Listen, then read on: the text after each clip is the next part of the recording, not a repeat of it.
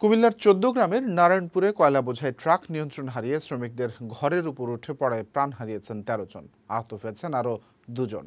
সকালে ইমরান ব্রিকফিল্ডে এই দুর্ঘটনাটি ঘটে। দুর্ঘটনার সময় শ্রমিকরা ঘুমিয়েছিলেন।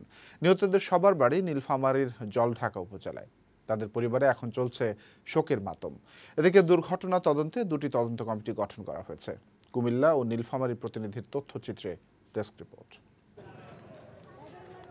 কুমিল্লার ১৪ গ্রামের নারায়ণপুরে ইমরান ব্রিকফিল্ডে কাজ করত নীলফামারীর জলঢাকা উপজেলার এসব শ্রমিক। প্রতিদিনের মতো কাজ সেরে ইটভাটার একটি ঘরে ঘুমিয়েছিল তারা।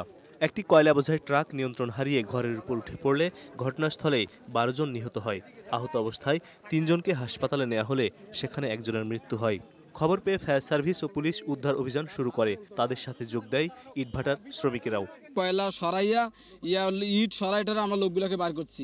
দুর্ঘটনার খবর পেয়ে ঘটনাস্থলে পৌঁছে জেলা প্রশাসক নিহতদের দাফনের জন্য প্রত্যেককে ২০,০০০ টাকা করে দেওয়ার ঘোষণা দেন।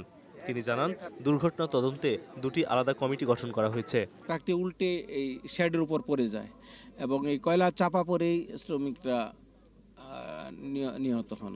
দুর্ঘটনার পর ট্রাক চালক পলাতক। দুর্ঘটনার প্রকৃত কারণ তদন্ত করে বের করা হবে বলে জানালেন ১৪ গ্রাম থানার ভারপ্রাপ্ত কর্মকর্তা।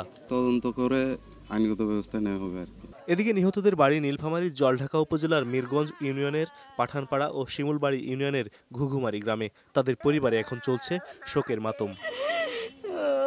নিহতদের পরিবারকে আর্থিকভাবে সহায়তার আহ্বান জানিয়েছেন স্থানীয় জনপ্রতিনিধিরা। ডেস্ক রিপোর্ট, বৈশাখী সংবাদ।